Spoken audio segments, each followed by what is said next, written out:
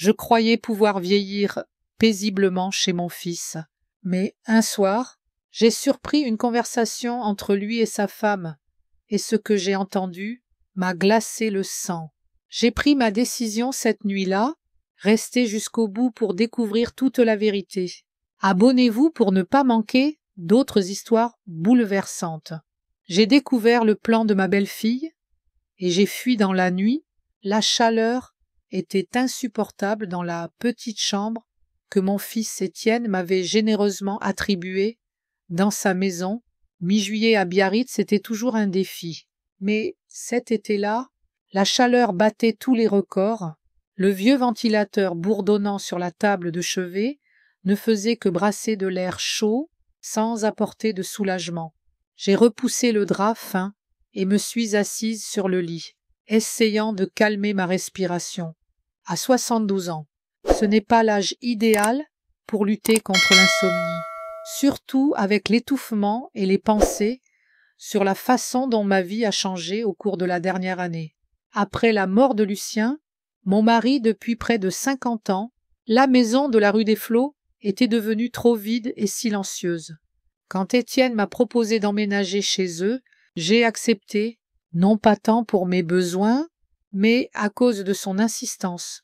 « Maman, tu ne peux pas vivre seule à ton âge, » répétait-il, sans remarquer l'ironie dans mon regard. Mon âge. J'avais passé 35 ans comme comptable en chef pour l'entreprise de construction du pont. Et même maintenant, 8 ans après ma retraite, d'anciens collègues m'appelaient pour consulter sur des questions complexes.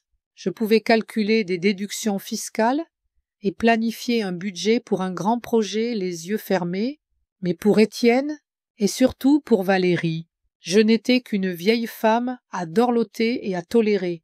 J'ai cherché mes chaussons sous le lit et enfilé un peignoir léger. L'horloge au mur indiquait 2h30 du matin. Peut-être qu'un verre d'eau fraîche m'aiderait à dormir. En sortant dans le couloir, j'ai instinctivement ralenti mes pas, essayant de ne pas faire craquer le plancher. Des années à vivre avec un mari chroniquement privé de sommeil m'avaient appris à me déplacer presque sans bruit. Soudain, j'ai vu un ray de lumière sous la porte de la cuisine et entendu des voix étouffées. « Elle n'acceptera jamais. Étienne, tu connais ta mère. » C'était la voix de Valérie, dure, même si elle essayait de parler doucement. « La maison lui appartient, et je ne peux pas simplement, » commença Étienne, mais Valérie l'interrompit. « Il faut se débarrasser de la vieille et vendre sa maison avant qu'elle n'apprenne les plans de développement. » Je me suis figé, sentant le sang se retirer de mon visage. La vieille, c'est ainsi que Valérie m'appelait dans mon dos, et si Hélène découvre que sa bicoque vaut une fortune maintenant, elle ne la vendra jamais, continua Valérie. Je me suis appuyé contre le mur, craignant que mes jambes ne me soutiennent plus. Une bicoque, ma maison de la rue des Flots, où Lucien et moi avions vécu toute notre vie, élevé notre fils, planté un jardin de lavande qui fleurissait encore chaque été. Je ne suis pas sûre que ce soit juste. La voix d'Étienne semblait incertaine, et j'ai réalisé qu'il hésitait, mais pas par souci moral. Mon fils avait juste peur des conséquences. Juste. Le ton de Valérie était moqueur. Est-ce que juste que nous soyons endettés jusqu'au cou, pendant que sa maison reste vide? Est-ce que juste que Noah ne puisse pas aller dans une bonne université parce que nous n'avons pas l'argent? Est-ce que juste que tu n'aies pas eu de promotion depuis 10 ans et que je me démène entre 3 emplois? 3 emplois. J'ai retenu un rire amer. Le seul travail de Valérie était celui d'agent immobilier et elle n'avait eu que 5 clients au cours des 2 dernières années. Mais elle excellait à se plaindre de son sort. « D'accord, » dit Étienne après une pause. « Mais comment? Elle ne signera pas les papiers de vente. »« Elle l'a déjà fait, » répondit Valérie avec suffisance. « Tu te souviens, quand elle a eu une bronchite sévère cet hiver et qu'on l'a emmenée chez le médecin, je lui ai fait signer une procuration, soi-disant pour l'assurance maladie. Elle ne l'a même pas lue. J'ai couvert ma bouche de ma main pour ne pas faire de bruit. En effet, j'avais été gravement malade d'une bronchite en février, et Valérie avait été inhabituellement attentionnée, me conduisant chez le médecin, me donnant mes médicaments. Maintenant, je comprenais la raison de cette soudaine gentillesse. Et c'est, légal, demanda Étienne. Absolument, dit Valérie avec assurance. J'ai un notaire qui a tout certifié rétroactivement. La procuration me donne le droit de disposer de ses biens, et vu son âge et sa récente maladie, personne ne serait surpris si elle décidait d'aller en maison de retraite. J'ai senti mes mains commencer à trembler, non des peurs, mais de rage. Une maison de retraite. Mon fils et sa femme planifiaient de m'y mettre, de vendre ma maison et de détourner l'argent. Et si elle refuse? La voix d'Étienne semblait inquiète. Il y a des moyens de convaincre une personne âgée qu'elle a besoin de soins constants. Le ton de Valérie devint pragmatique. Quelques chutes accidentelles, quelques médicaments oubliés, des objets perdus. Tu commenceras à remarquer qu'elle devient distraite, oublieuse, et bien sûr, tu seras très inquiet. Ça semble, bégaya Étienne. Pratique, termina Valérie pour lui. J'ai déjà un acheteur, cet investisseur de Paris, Philippe Rocher. Il offre 7 millions pour le terrain, sans même regarder la maison. Il dit qu'il va la démolir et en construire une nouvelle, de toute façon. 7 millions. J'ai senti la pièce autour de moi commencer à tourner. Ma maison, que Lucien et moi avions achetée pour 40 000 € dans les années 70, valait maintenant 7 millions. Que se passe-t-il à Biarritz? Les cendres de Lucien, demanda Étienne doucement, et ce fut le seul moment de la conversation où j'ai entendu une réelle inquiétude dans sa voix. Mon cœur s'est serré. Les cendres de Lucien, selon ses vœux, avaient été dispersées dans le jardin de lavande, derrière la maison qu'il avait lui-même aménagée. Étienne le savait. Ah, mon Dieu! Étienne, ce ne sont que des cendres dans le sol, lança Valérie avec irritation. Personne ne vérifiera le jardin avant de démolir la maison. Tu peux mettre une poignée de terre dans une urne et prétendre que c'est ton précieux papa, si ça te fait sentir mieux. Je me suis appuyé contre le mur, sentant quelque chose se briser en moi, non pas à cause de la douleur de la trahison, mais de la réalisation finale de ce qu'était devenu mon fils, un homme prêt à vendre la tombe de son père pour de l'argent. Quand demanda Étienne après une longue pause. Roche est pressé. Tech Lumière annoncera officiellement son campus dans 2 semaines. Et alors, les prix vont encore grimper. Mais la transaction doit se faire avant l'annonce. Sinon, Hélène se doutera de quelque chose. Voilà donc l'affaire. Le géant de la technologie construit un campus près de ma maison et le prix des terrains a explosé. Et Valérie, en tant qu'agent immobilier, l'a appris avant tout le monde. J'ai déjà trouvé un endroit agréable à Résidence-les-Pins, continua Valérie. Ce n'est pas cher, mais c'est bien entretenu. Une partie de l'argent ira à ses paiements mensuels, et le reste, eh bien, Noah a besoin d'une voiture pour l'université, et nous devons faire des réparations depuis longtemps. Et Léa, elle est attachée à sa grand-mère, dit Étienne incertain. Elle s'en remettra, coupa Valérie. Elle a 14 ans, et dans quelques années, elle partira à l'école et oubliera tout ça. D'ailleurs, elle pourrait aussi avoir besoin de nouveaux gadgets et vêtements. Tu veux que tes enfants aient ce que tu n'as pas? Non, Sam. J'ai entendu le bruit d'une chaise qu'on repousse et je suis retournée discrètement dans ma chambre. Mon cœur battait fort, mais mon esprit restait clair. Une fois dans ma chambre, J'ai fermé la porte doucement et me suis assise sur mon lit. Mon premier réflexe fut d'aller dans la cuisine et de leur dire tout ce que je pensais d'eux. Mais des années de travail avec des chiffres et des contrats m'avaient appris le calcul froid. Une explosion émotionnelle ne ferait que leur donner un avantage. Ils expliqueraient ma réaction comme de la paranoïa liée à l'âge, peut-être même l'utiliseraient comme preuve de mon incapacité à prendre des décisions par moi-même. Non, il fallait faire les choses différemment, avec plus de ruse, plus de calcul. J'ai ouvert doucement le tiroir de ma table de chevet et sorti le petit carnet que je portais toujours sur moi. C'était une habitude de comptable de noter les pensées et les chiffres importants. À la faible lumière de la veilleuse, j'ai commencé à formuler un plan. D'abord, il fallait vérifier si la procuration mentionnée par Valérie existait vraiment et était légalement exécutoire. Si c'était le cas, je devais la révoquer immédiatement. Ensuite, il fallait en savoir plus sur les plans de Tech Lumière et comment ils affecteraient la valeur de ma propriété. Et surtout, il fallait que je disparaisse avant que Valérie ne commence à mettre en œuvre son plan pour m'isoler et me déclarer inapte. J'ai pensé à ma vieille amie, Marguerite Bisset, une ancienne infirmière qui vivait à Bayonne, une petite ville à une demi-heure de Biarritz. Nous ne nous étions pas vus depuis plusieurs années, mais nous restions en contact par des appels occasionnels. Marguerite était une personne fiable et avait une maison spacieuse héritée de son défunt mari. Maintenant, il fallait penser à quoi emporter.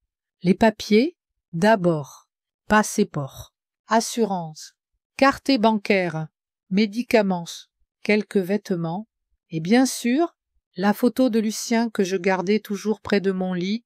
Une autre pensée m'est venue, mes économies.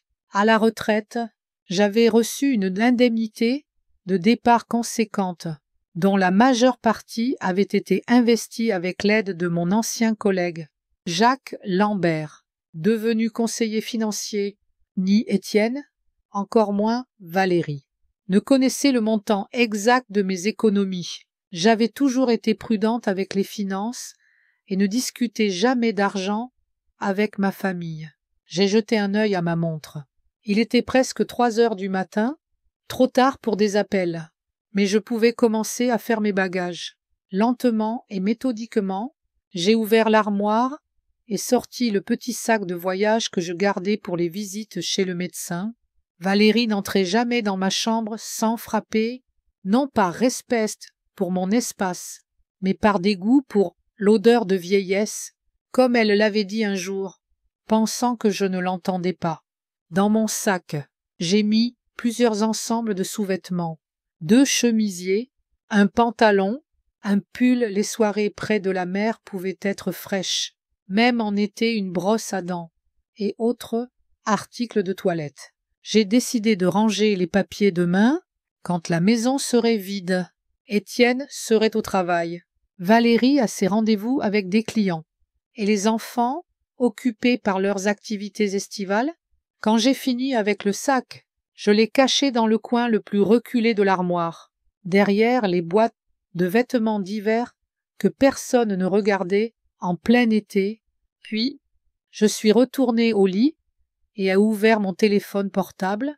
Un cadeau d'Étienne pour Noël dernier, pour que tu puisses toujours nous contacter en cas de problème, avait-il dit. Maintenant, je comprenais la vraie raison de son inquiétude, le contrôle. J'ai trouvé le numéro d'un taxi dans mes contacts et estimé mentalement la distance jusqu'à Bayonne. Environ 32 kilomètres. Une demi-heure de route. Le coût était d'environ 45 €. J'avais environ 180 € en liquide dans mon portefeuille. Cela devrait suffire pour le moment. Le plan commençait à prendre forme. Il faudrait partir dans la journée, quand personne ne serait dans la maison, pour gagner du temps avant que mon absence ne soit découverte. Mais avant de disparaître, il fallait laisser une trace, quelque chose qui les ferait penser au pire et créerait la panique. L'idée d'effrayer mon fils ne me plaisait pas. mais je comprenais la nécessité de cette étape. Plus j'avais de temps, mieux je pouvais me préparer à la confrontation. Je suis retournée au lit et me suis allongée, essayant de calmer ma respiration. J'avais une journée difficile devant moi demain, et je devais préserver mes forces. Malgré le choc et la colère, mon esprit était clair. Peut-être pour la première fois depuis longtemps, je me sentais vraiment vivante. Après tout, Valérie avait raison sur une chose. Il fallait se débarrasser de la vieille femme, mais pas comme il l'avait prévu. J'allais dire adieu au rôle de vieille femme, sans défense qu'il m'avait imposé. Il était temps de leur montrer ce que signifiait sous-estimer Hélène Moreau. Avec cette pensée, j'ai fermé les yeux. Étonnamment, le sommeil est venu presque immédiatement. J'ai dormi plus profondément que je ne l'avais fait depuis des mois. Quand je me suis réveillée au son de mon réveil, j'avais déjà un plan d'action prêt dans ma tête. Pendant les 3 jours suivants, j'ai scruté la maison et préparé mes affaires. J'étais amère chaque fois qu'Étienne me demandait si j'allais bien, avec un regard d'inquiétude qui semblait maintenant faux. Comme un acteur de 3e zone, il jouait le rôle du fils attentionné, sans même réaliser que je connaissais déjà le scénario par cœur. Le jeudi, mon plan n'était prêt. J'avais choisi ce jour de la semaine pour une raison. Étienne avait son rapport mensuel au bureau, qui durait généralement jusqu'à tard dans la soirée. Valérie avait des rendez-vous avec des clients toute la journée. Noah était parti à la plage avec des amis. Et Léa était au camp d'arts estival jusqu'à 18h. Je me suis réveillée tôt. Bien avant que quiconque dans la maison ne commence à bouger, j'ai pris mes médicaments du matin et même préparé du café pour tout le monde. Une partie normale de ma routine que je ne voulais pas interrompre. Tout écart par rapport à mon comportement habituel aurait pu éveiller des soupçons. « Bonjour, maman. » Étienne est entré dans la cuisine, boutonnant sa chemise en chemin. « Tu es matinale aujourd'hui ?» Je n'arrivais pas à dormir. Je lui ai tendu une tasse de café. « Tu as une grosse journée aujourd'hui, n'est-ce pas? Le rapport trimestriel. » Il a soupiré. « Je rentrerai tard. Ne m'attends pas pour le dîner ?» « Bien sûr, mon chéri. » J'ai souri, sentant le masque de politesse se former sur mon visage. « J'ai une journée de lecture aujourd'hui. Je finis enfin ce roman policier que tu m'as offert. » Étienne a hoché la tête, clairement sans écouter.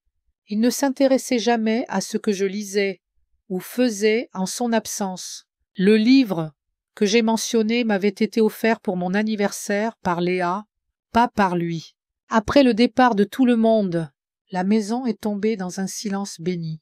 Je me suis tenue au centre du salon, regardant les photos sur les murs, la famille souriante à la plage, les portraits de lycée de Noah et Léa, la photo de mariage d'Étienne et Valérie.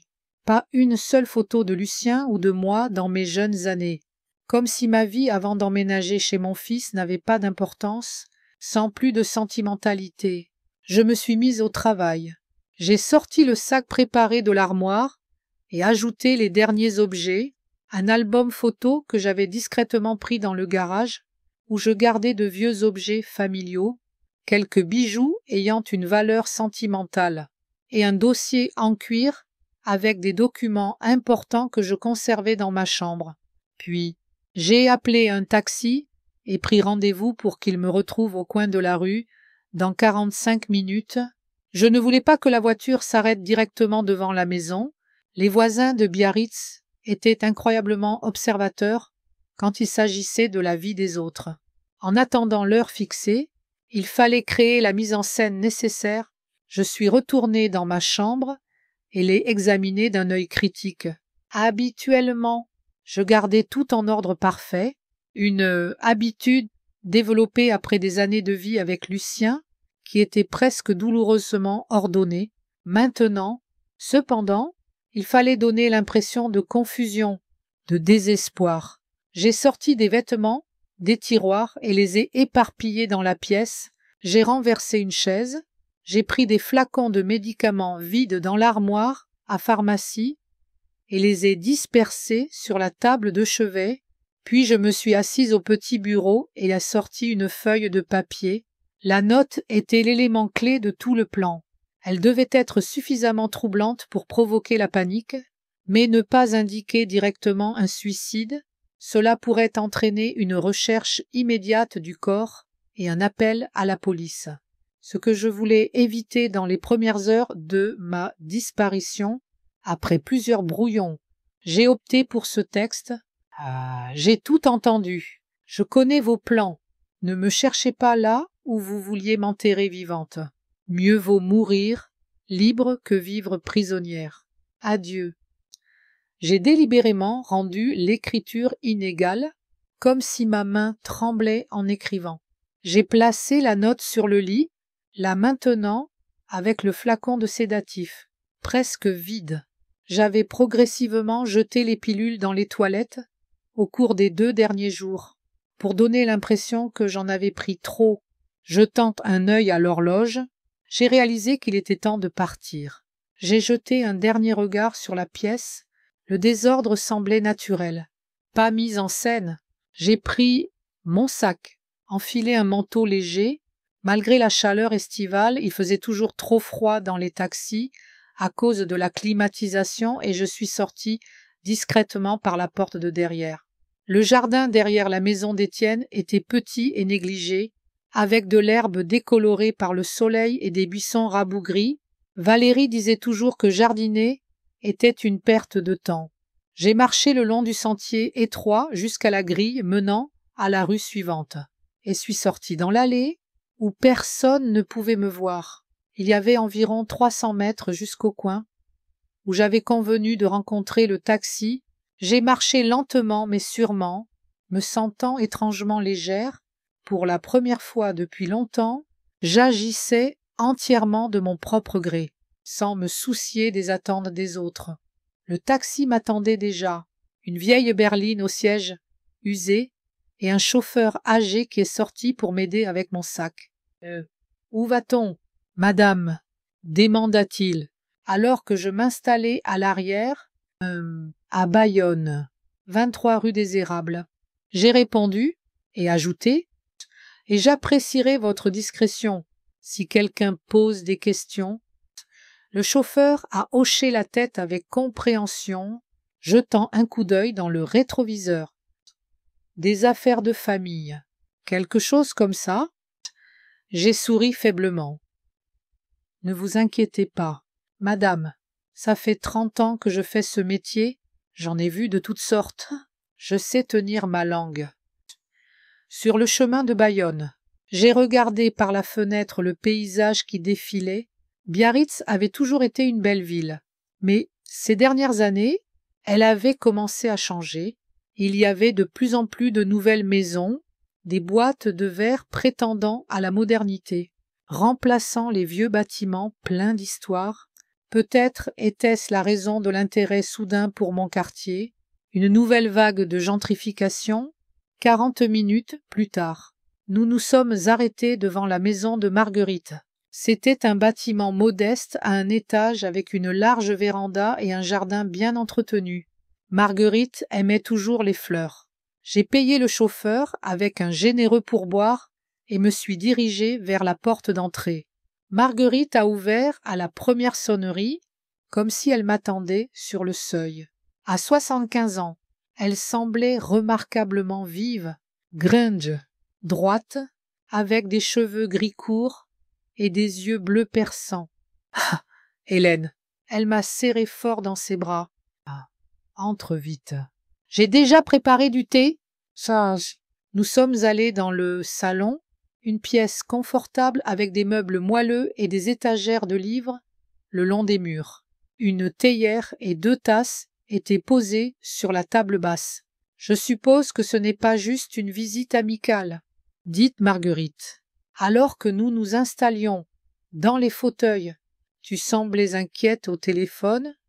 La nuit précédente, quand tout le monde dormait, j'avais appelé Marguerite et lui avais brièvement expliqué la situation, sans entrer dans les détails. Maintenant, il était temps de tout raconter. Mon fils et sa femme prévoit de vendre ma maison sans mon consentement et de me mettre en maison de retraite, dis-je calmement. Bien que je bouillais encore de colère à l'intérieur, Valérie a réussi à obtenir une procuration sur mes biens. Marguerite a froncé les sourcils. C'est illégal. Si tu ne l'as pas autorisé, apparemment, j'ai signé quelque chose sans le lire quand j'étais malade cet hiver, stupide de ma part. Mais je leur faisais confiance. J'ai secoué la tête.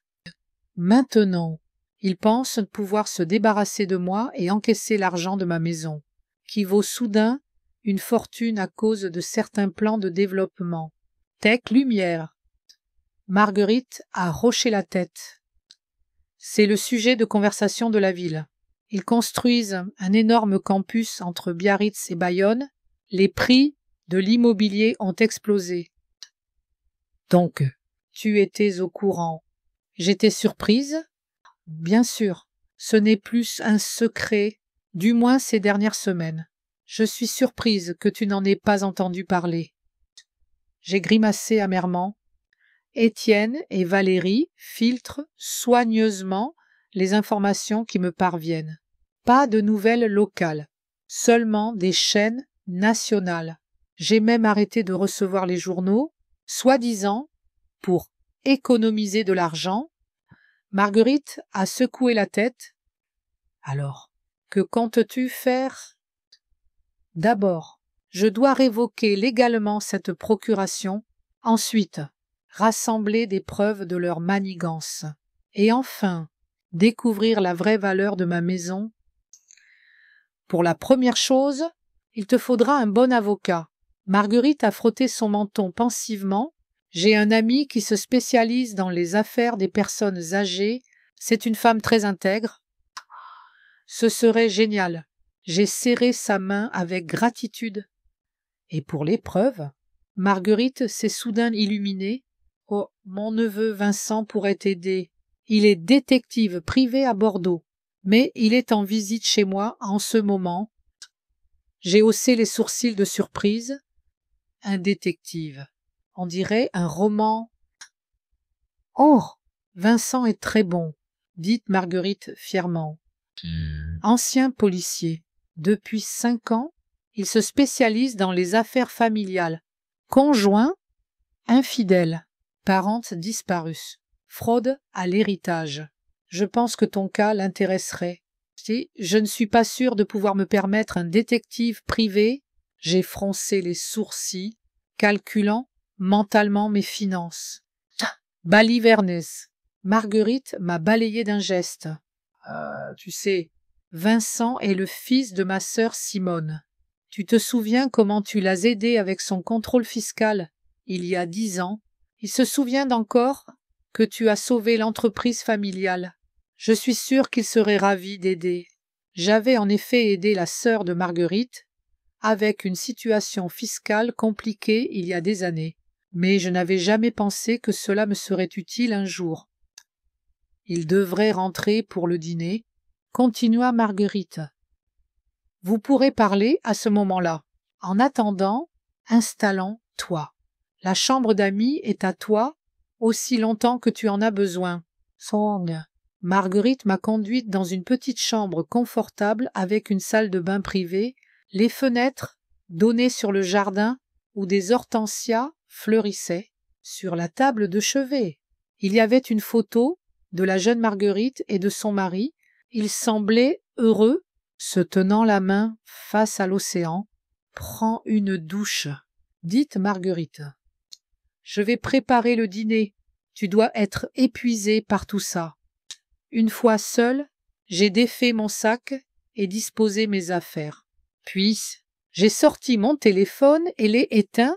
Je ne voulais pas être suivie. À la place, j'ai utilisé le téléphone fixe de la chambre pour appeler mon ancien collègue et conseiller financier, Jacques Lambert. « Jacques, c'est Hélène Moreau, dis-je quand il a répondu. Hélène. Il y avait une réelle surprise dans sa voix. Ça fait une éternité que je n'ai pas eu de tes nouvelles. Comment vas-tu? Pas aussi bien que je le voudrais. Jacques, J'ai besoin de ton aide et de ta discrétion. Bien sûr. Son ton est devenu immédiatement sérieux. Qu'est-ce qui ne va pas? J'ai résumé la situation, omettant les détails émotionnels. J'ai besoin de connaître l'état exact de mes finances, y compris tous mes investissements. J'ai besoin que tu te renseignes sur la situation financière d'Étienne et Valérie Moreau. Ton Fils. Jacques était surpris. C'est une demande inhabituelle. Oh, je sais, mais j'ai des raisons de croire qu'ils ont de graves problèmes financiers, et ça affecte directement ma sécurité. Jacques est resté silencieux un instant. D'accord. Je vais voir ce que je peux trouver concernant tes investissements. Ils sont stables. Le portefeuille que nous avons constitué il y a 5 ans montre une bonne croissance. Tu as maintenant environ 330 000 € en divers actifs, plus un compte de retraite. J'étais soulagée. Au moins, je n'étais pas financièrement dépendante de mon fils. Moi, merci. Jacques, une dernière question. As-tu entendu parler de Tech Lumière? Et comment? S'exclama-t-il. Leurs actions ont grimpé de 20% le mois dernier. Après l'annonce d'un nouveau campus dans le Pays Basque, ils investissent des milliards dans ce projet. Où se trouve exactement ta maison à Biarritz? Je lui ai donné l'adresse. Bon sang, Hélène. Jacques a sifflé. Tu es assise sur une mine d'or.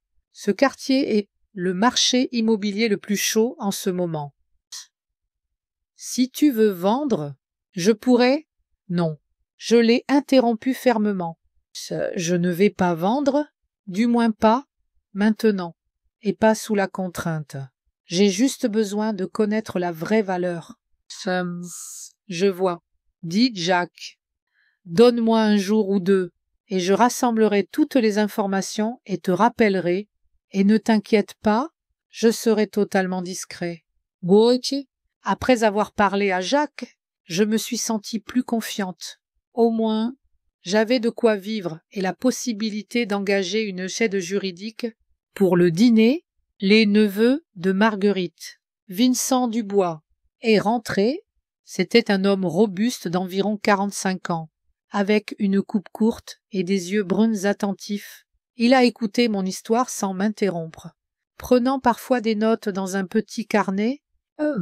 Donc, vous voulez prouver que votre belle-fille a obtenu la procuration frauduleusement et prévoit de disposer illégalement de votre propriété, a-t-il clarifié quand j'ai fini. Et c'est exact. J'ai hoché la tête. Je n'ai aucune preuve, seulement une conversation entendue par hasard. Ce n'est pas suffisant pour un procès, dit Vincent pensivement, mais nous pouvons en rassembler davantage. Il faudra que je suive votre belle-fille, que j'enregistre ces conversations avec l'acheteur potentiel, peut-être même ce notaire qui a certifié les actes. Combien de temps cela prendra-t-il? J'ai demandé quelques jours, peut-être une semaine, répondit Vincent. Ça dépend de son activité. En attendant, vous feriez mieux de rester ici et de ne contacter personne de votre famille. Et s'ils vont à la police? J'étais inquiète. J'ai laissé une note assez troublante. Ça pourrait compliquer les choses. C'est possible, admit Vincent. Et s'ils signalent votre disparition, la police commencera à vous chercher, mais nous pouvons utiliser cela à notre avantage. Quand l'enquête commencera, toutes leurs actions seront davantage scrutées. Il sera plus difficile pour eux de conclure un accord sur votre maison pendant que vous êtes porté disparu. De plus, ajouta Marguerite, si la police vient ici, nous dirons simplement la vérité, que vous rendez visite à une vieille amie, vous êtes adulte, et vous avez tout à fait le droit de quitter la maison de votre fils sans explication. J'ai hoché la tête, bien que j'hésitais encore intérieurement. L'idée d'inquiéter Étienne me faisait mal, malgré sa trahison. Après tout, il était toujours mon fils.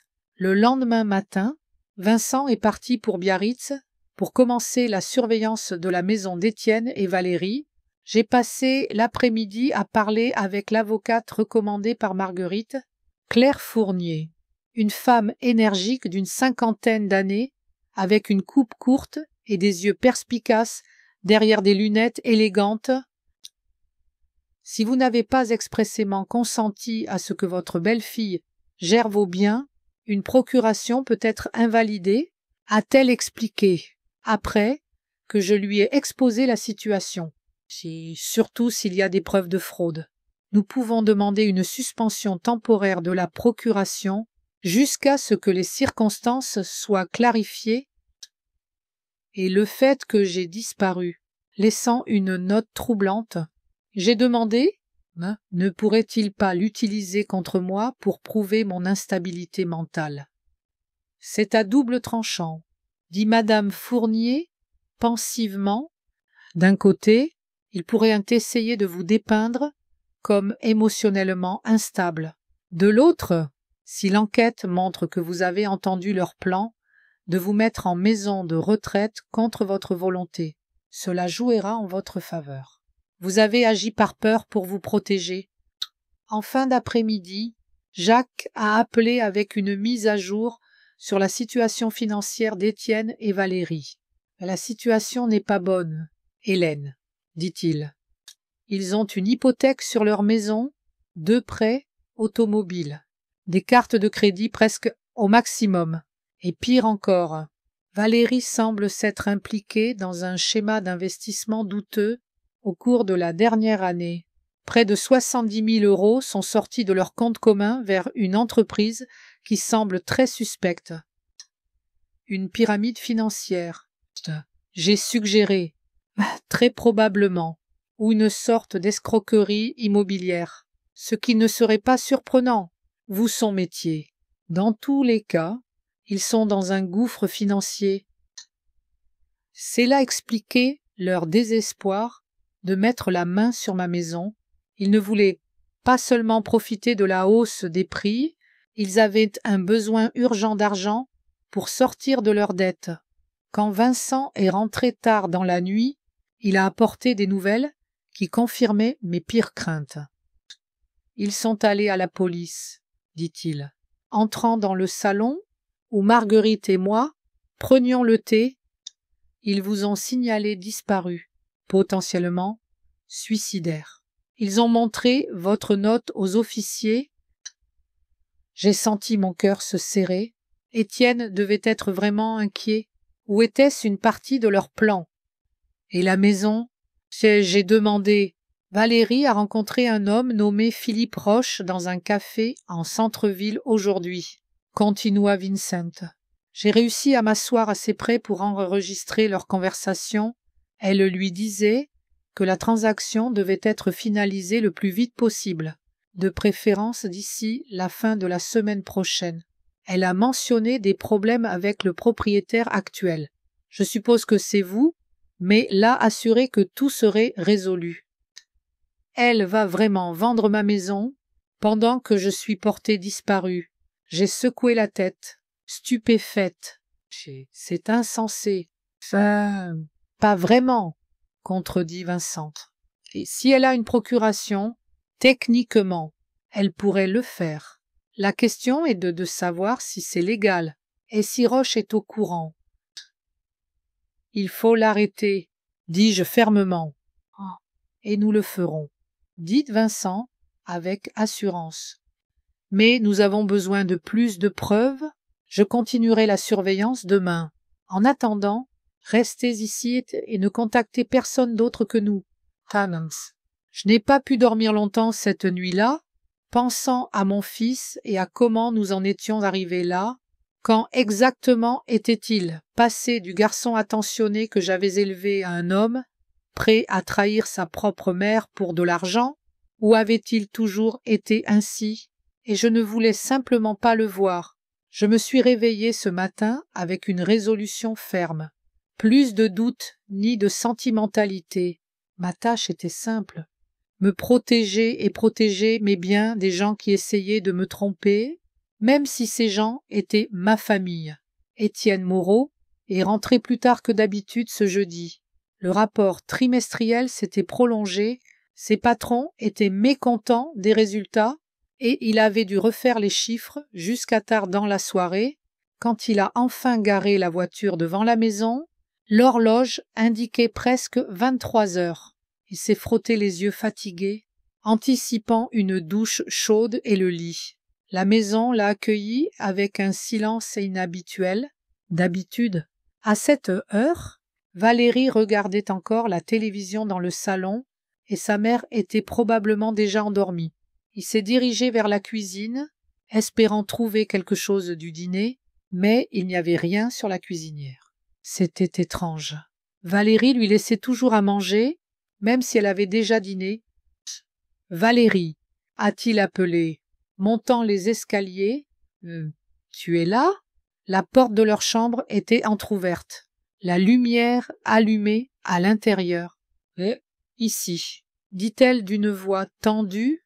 Étienne est entré et a vu sa femme assise au bord du lit, le téléphone à la main et une expression inquiète sur le visage. « Qu'est-ce qui ne va pas ?» demanda-t-il, sentant immédiatement que quelque chose n'allait pas. « Et ta mère ?» dit Valérie, levant les yeux vers lui. « Elle a disparu. »« Comment ça ?»« Disparu. » Étienne a froncé les sourcils. « Où aurait-elle pu aller ?»« Je ne sais pas. » Valérie s'est levée et lui a tendu une feuille de papier. « J'ai trouvé ça sur son lit quand je suis rentrée. » Étienne a pris la note et l'a lue. Le sang s'est retiré de son visage. « C'est quoi ça ?» « J'ai tout entendu. Ne me cherchez pas là où vous vouliez m'enterrer vivante. » Il a regardé sa femme avec horreur. « De quoi parle-t-elle » Valérie a secoué la tête. « Je ne sais pas. Elle agissait bizarrement ces derniers jours. J'ai essayé de te le dire. Mais tu es toujours si occupée. Tu aurais dû insister. » Étienne a haussé la voix, puis s'est repris. « Désolé. Que veut-elle dire par « mieux vaut mourir libre » Tu penses qu'elle… » J'ai déjà appelé la police, dit Valérie. Il devrait arriver d'une minute à l'autre. J'ai vérifié sa chambre. C'est un désordre, comme si elle cherchait quelque chose ou que quelqu'un y était. Elle, lui, a tendu un flacon de pilules, son sédatif presque vide, et elle ne l'a eu qu'il y a une semaine. Les officiers de police, un sergent jeune au visage fatigué et un jeune agent avec un carnet, ont posé les questions habituelles. Quand Hélène avait été vue pour la dernière fois, si elle avait eu un comportement étrange, si elle prenait des médicaments, si elle avait accès à une voiture, si elle avait des amis ou de la famille où aller. Non, elle n'a personne ici, répondit Étienne. Tous ses amis sont restés à Bordeaux, où nous vivions avant. Nous avons déménagé ici il y a 5 ans, et maman ne nous a rejoints que l'année dernière. Après la mort de papa, elle ne socialisait presque jamais avec personne. Chic. Quand la police est partie, promettant de les tenir informés. Étienne s'est effondré sur le canapé, se couvrant le visage de ses mains. « Comment cela a-t-il pu arriver ?» murmura-t-il. Elle semblait aller bien, un peu silencieuse, peut-être, mais je suis son fils. Bon sang. Valérie s'est assise à côté de lui, posant sa main sur son épaule. « Ne te blâme pas, » dit-elle doucement. « Tu ne pouvais pas savoir. La dépression chez les personnes âgées passe souvent inaperçue. Et cette note, Étienne, je ne veux pas t'inquiéter, mais on dirait qu'elle a du mal à percevoir la réalité. » « Que veux-tu dire ?» Étienne a levé ses yeux rougis vers elle. « Regarde ce qu'elle écrit. J'ai tout entendu. Vos plans, m'enterrer vivante. C'est comme de la paranoïa. Tu te souviens comment elle oubliait parfois où elle mettait les choses et nous accusait de les cacher. Valérie parlait doucement, mais avec insistance. J'ai lu que cela peut être un signe précoce de démence, méfiance, pensée paranoïaque. À ce moment, la porte d'entrée s'est ouverte et Léa, leur fille de 14 ans, est entrée dans la maison. Elle revenait du Kandar, où elle avait passé les 3 derniers jours. Salut, dit-elle, s'arrêtant dans l'embrasure du salon. Oh, qu'est-ce qui ne va pas? Pourquoi vous avez l'air de quelqu'un qui est mort? Étienne et Valérie se sont regardés. Assieds-toi, ma chérie, dit Étienne. Il faut qu'on parle. Léa s'est lentement assise dans le fauteuil, en face d'eux, gardant les yeux sur leur visage. Il y a quelque chose qui ne va pas avec grand-mère, demanda-t-elle d'une voix tendue. Elle a disparu, dit Étienne. Nous ne savons pas où elle est. Disparu comment? Léa a froncé les sourcils. Quand? Cet après-midi, je suppose, répondit Valérie. Quand je suis rentrée, elle était partie. Elle a laissé une note, plutôt troublante. Puis-je la lire? Demanda Léa. Étienne lui a tendu la note. Léa l'a étudiée attentivement, puis a levé les yeux vers ses parents. Que veut-elle dire par vos plans? Demanda-t-elle franchement. Nous ne savons pas, répondit Valérie rapidement. Elle semblait avoir des problèmes à percevoir la réalité. La police pense qu'elle pourrait être un danger pour elle-même. Léa a continué à les fixer, comme si elle essayait de lire quelque chose sur leur visage. Elle n'est pas folle, dit-elle fermement. Grand-mère a toujours été plus lucide que la plupart des adultes que je connais. Personne ne dit qu'elle est folle, soupira Étienne. Mais les gens changent en vieillissant, et parfois, ils commencent à avoir des problèmes de mémoire, de pensée. Elle n'a que 112 ans. Contre-attaqua Léa. Elle se souvient de tous les anniversaires dans cette maison, y compris le tien. Maman, que tu oublies tous les ans. Elle m'a aidé avec l'algèbre le dernier semestre, quand vous étiez trop occupés. Elle n'est pas sénile. Léa s'est levée, tenant toujours la note à la main. Ah, puis je la gardai. Je veux la relire. Pourquoi? Valérie a froncé les sourcils. Peut-être que je remarquerai quelque chose que vous avez manqué, répondit Léa. J'ai beaucoup parlé avec grand-mère ces derniers temps. Laisse la note ici, dit Étienne. La police pourrait vouloir la revoir. Léa a posé la feuille à contre-cœur sur la table et est montée dans sa chambre. Pendant les 2 jours suivants, une atmosphère tendue régnait dans la maison des Moreau. La police a fouillé la maison d'Hélène sur la rue des Flots, mais n'a trouvé aucun signe de la vieille femme. La recherche s'est étendue aux quartiers environnants, en particulier le bord de mer et les zones boisées, des endroits où l'on trouvait souvent ceux qui choisissaient de se suicider. Étienne n'était plus lui-même. Il dormait à peine, vérifiant constamment son téléphone, attendant un appel de la police.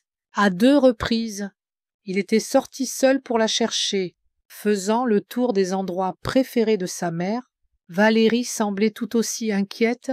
Elle a organisé la distribution de prospectus avec la photo d'Hélène, appelé les hôpitaux et même contacté le journal local, mais seule avec Étienne. Son ton changeait.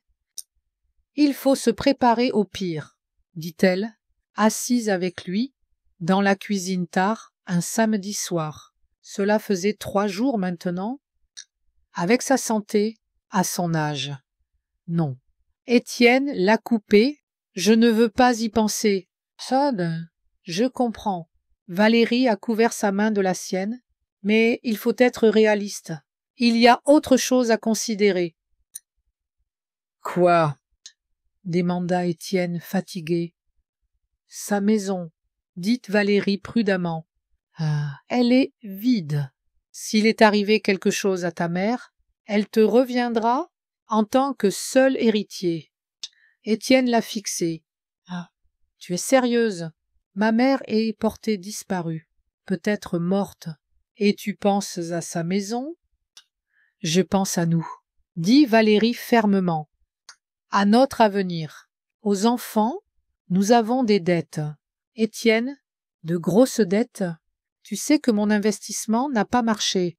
Nous avons perdu presque toutes nos économies. Si la maison de ta mère nous revenait, nous pourrions la vendre et résoudre nos problèmes financiers une fois pour toutes.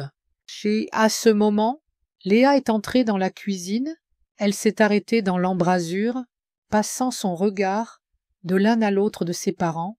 « De quoi parlez-vous » demanda-t-elle. « C'est des affaires d'adultes, » répondit Valérie rapidement. « Et pourquoi tu ne dors pas? Il est tard. » J'ai entendu des voix. Dites, Léa. Des nouvelles de grand-mère. Yes, non, soupira Étienne.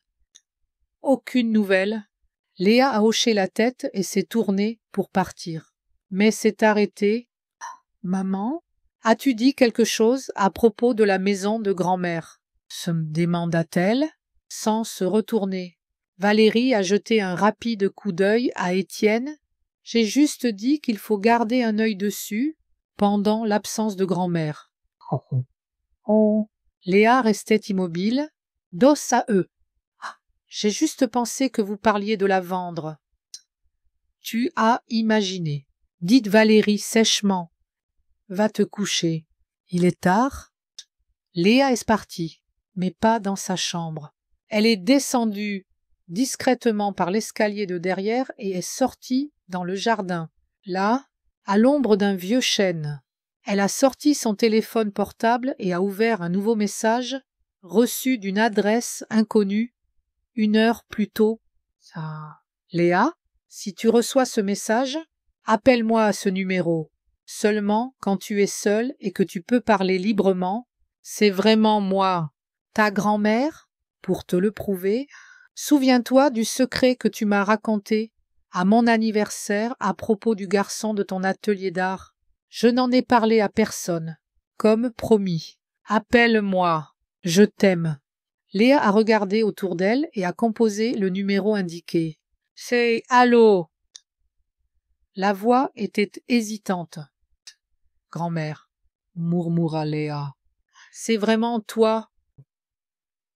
Léa, ma chérie. Hélène pouvait entendre le soulagement dans sa voix. Oui, c'est moi. Es-tu seule? Quelqu'un peut-il entendre notre conversation? Non, je suis dans le jardin, répondit Léa.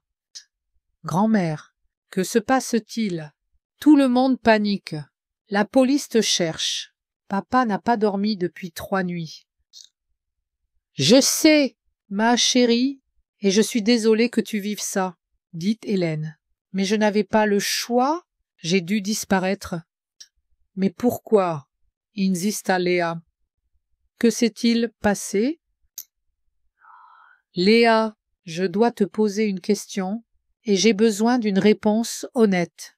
Sais-tu quelque chose sur les plans de tes parents, à mon sujet ou concernant ma maison? Léa hésita. Oui, j'ai entendu maman parler à papa de vendre ta maison. Elle a dit qu'ils étaient endettés et que la vendre résoudrait leurs problèmes. Je vois. La voix d'Hélène devint plus dure. Léa, je ne peux pas tout te dire maintenant, mais tes parents, surtout ta mère, planifiaient quelque chose qui pourrait gravement me nuire. Je l'ai découvert par hasard et j'ai décidé de me protéger. Mais nuire? Léa fronça les sourcils. Comment?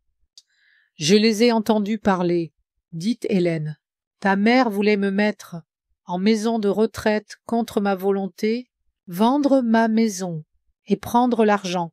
Elle a obtenu une procuration pour gérer mes biens en falsifiant ma signature.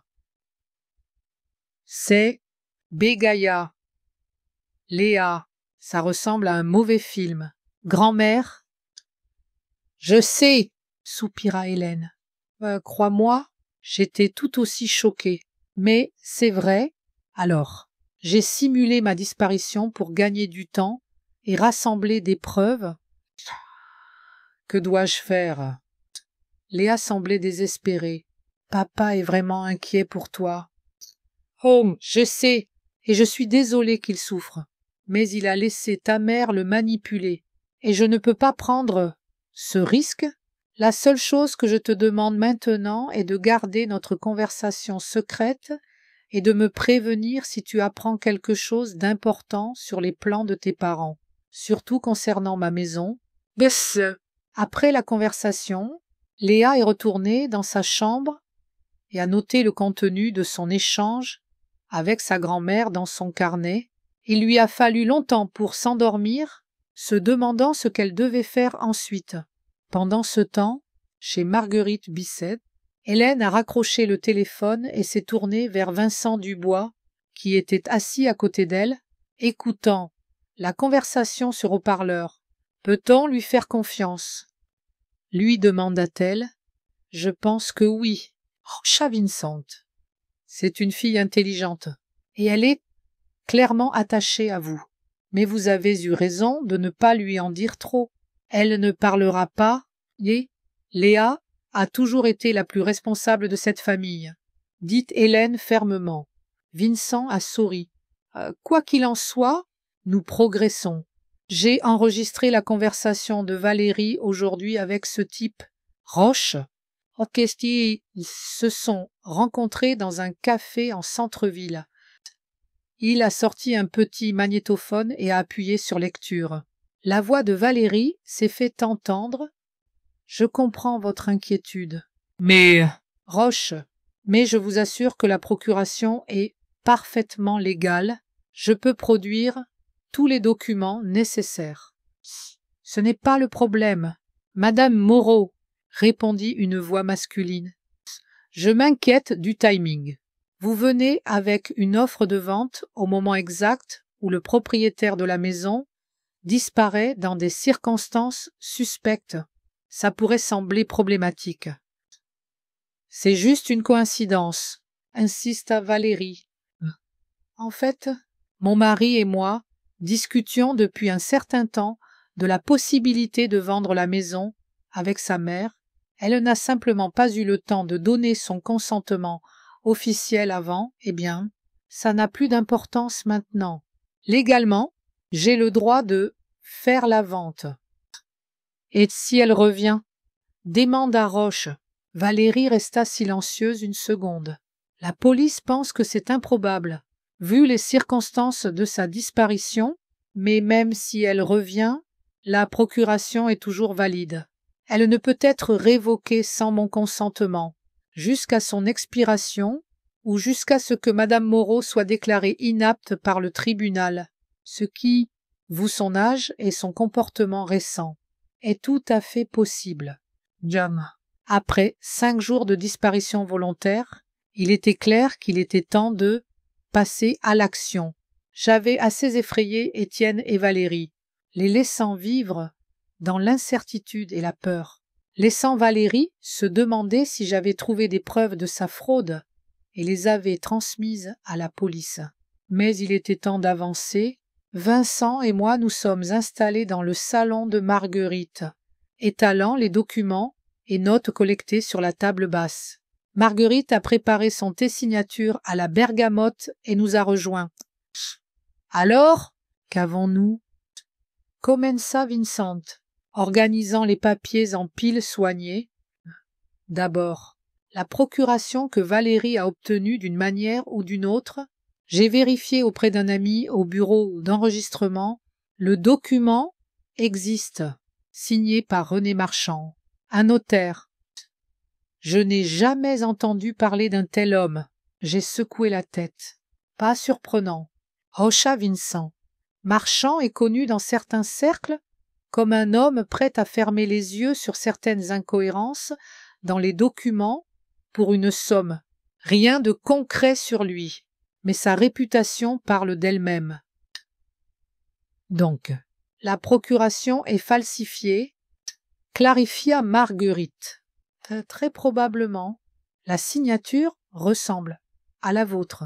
Madame Moreau Mais je ne suis pas expert.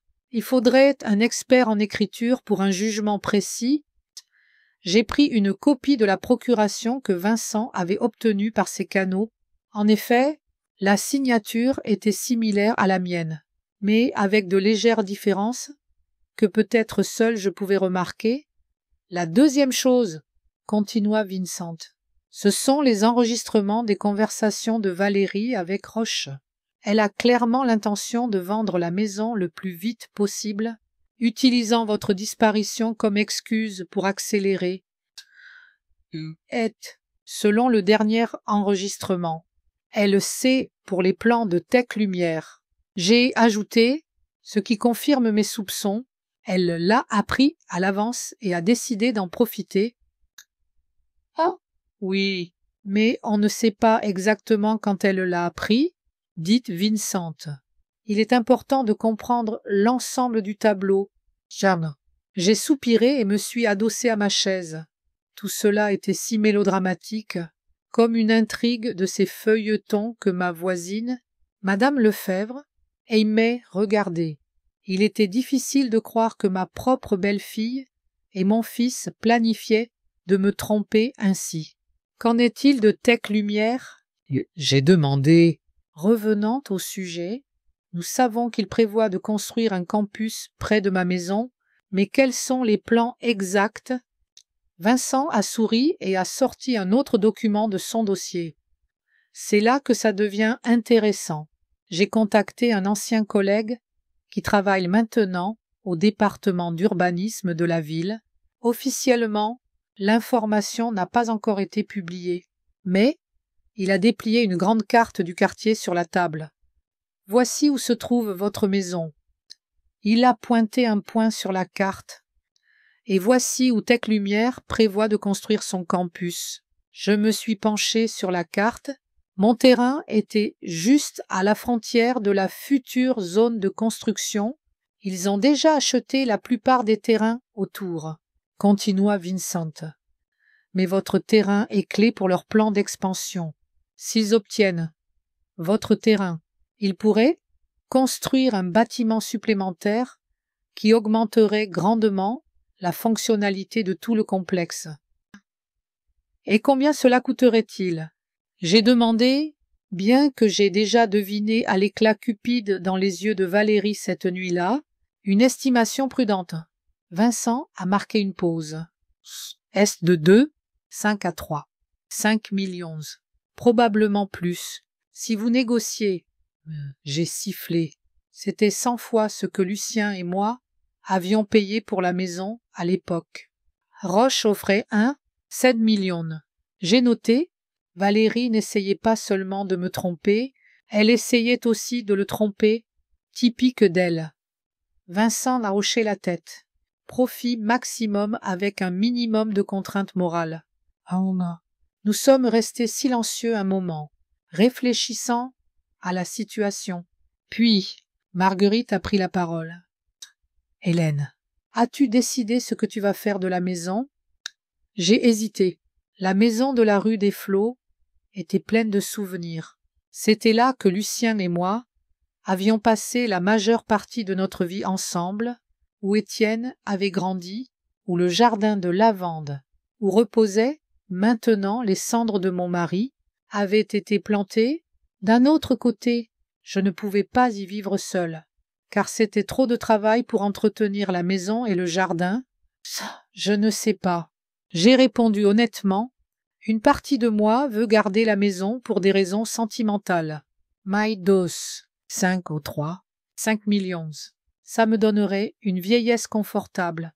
Et peut-être laisser quelque chose pour mes petits-enfants. Pour Léa, certainement.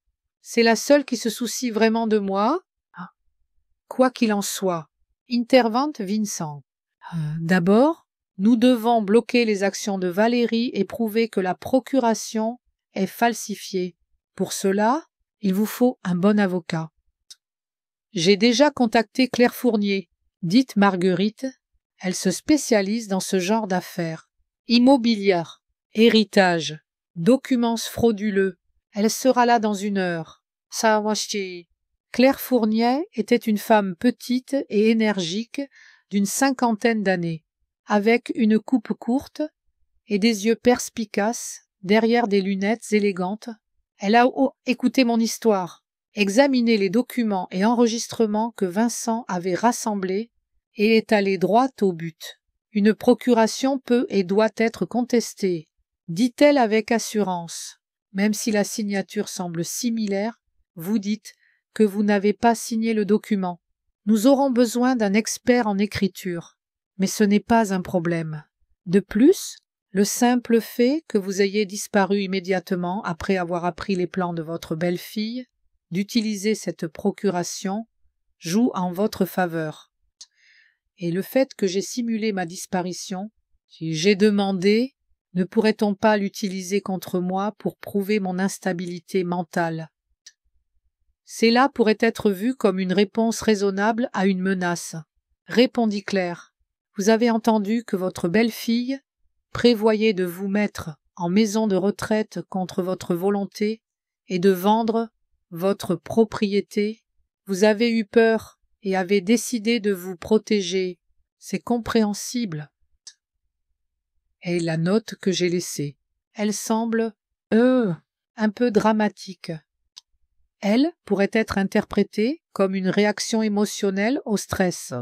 Haussa Claire les épaules.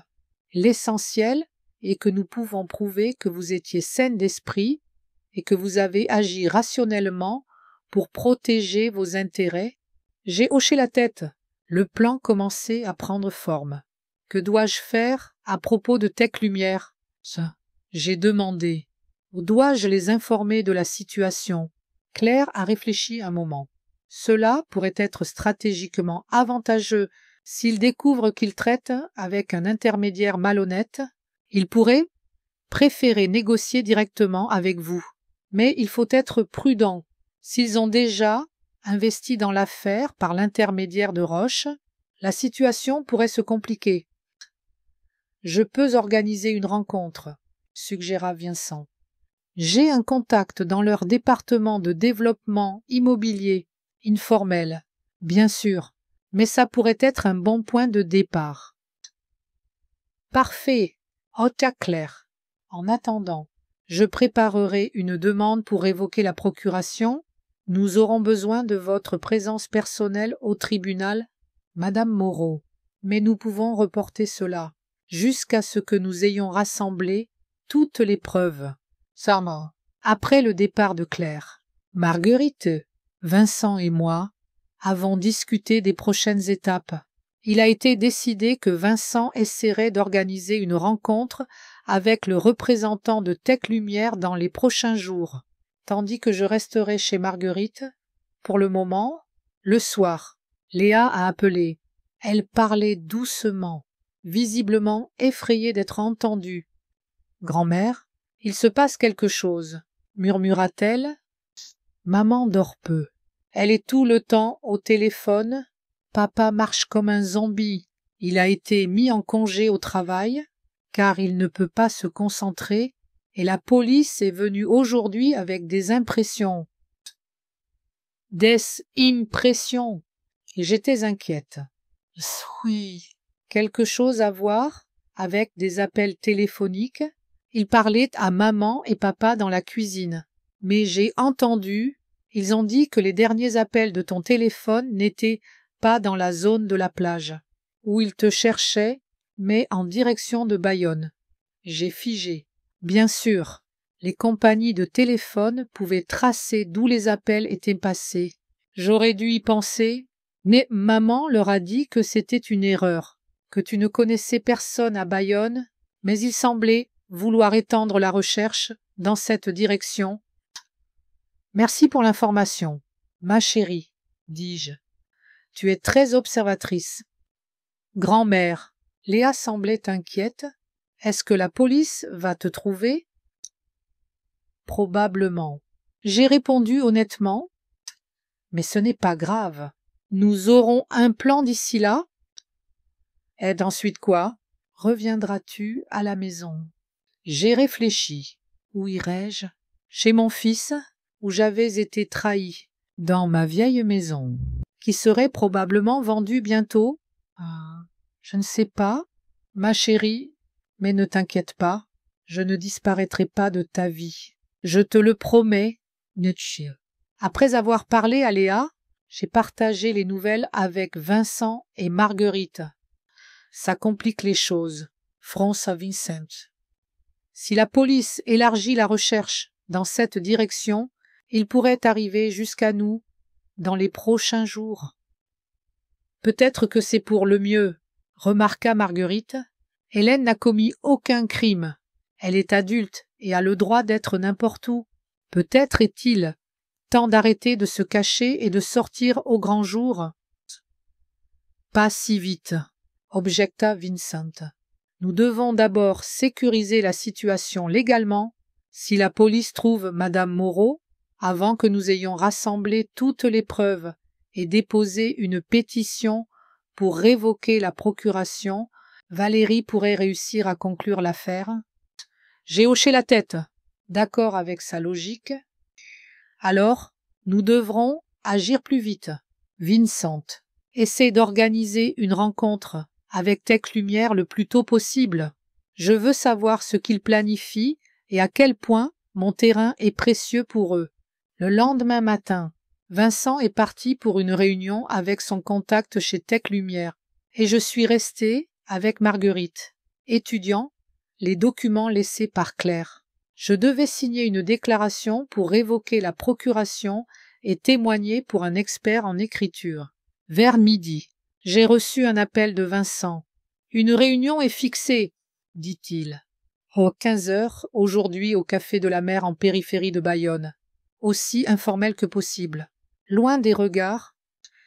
Qui représentera Tech Lumière? J'ai demandé quelqu'un appelé Antoine Berger, directeur adjoint du développement.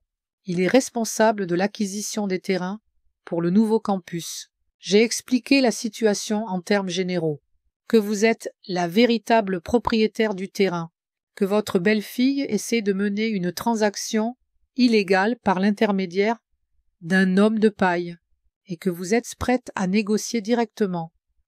A-t-il cru assez pour accepter une réunion?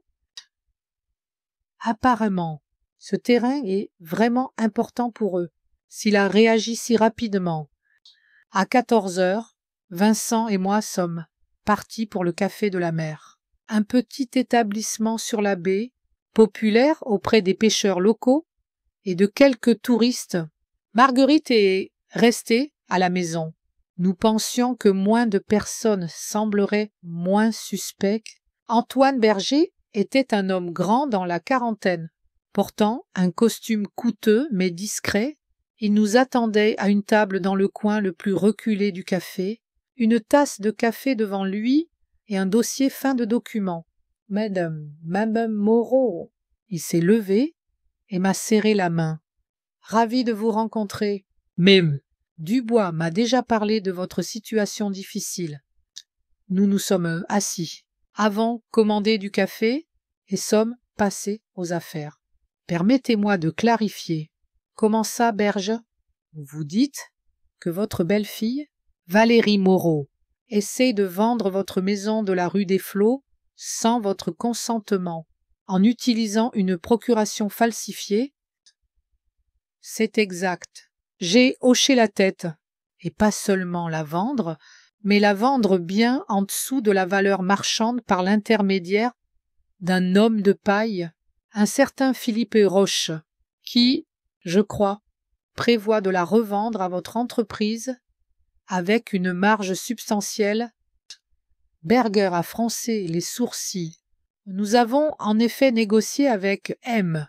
Roche pour plusieurs parcelles dans cette zone. Il s'est présenté comme un agent immobilier travaillant avec un groupe de propriétaires. Il ment, dis-je fermement. Je suis la seule propriétaire de la maison au 42 rue des Flots et je n'ai jamais accepté de la vendre. Ma belle-fille a profité de ma maladie cet hiver pour obtenir une fausse procuration et maintenant, elle essaye de conclure l'affaire. Pendant que je suis temporairement absente. Temporairement absente. Berger a haussé un sourcil. Selon mes informations, la police vous recherche comme personne disparue, potentiellement avec des intentions suicidaires. C'est une partie du plan de ma belle-fille, intervint Vincent. Elle essaye de dépeindre Madame Moreau comme mentalement instable pour renforcer sa position sur la procuration. Berger m'a regardé avec un long regard évaluateur. Madame Moreau, comprenez-vous que ce sont des accusations graves et que votre disparition pourrait être perçue comme un comportement étrange? Je le comprends parfaitement.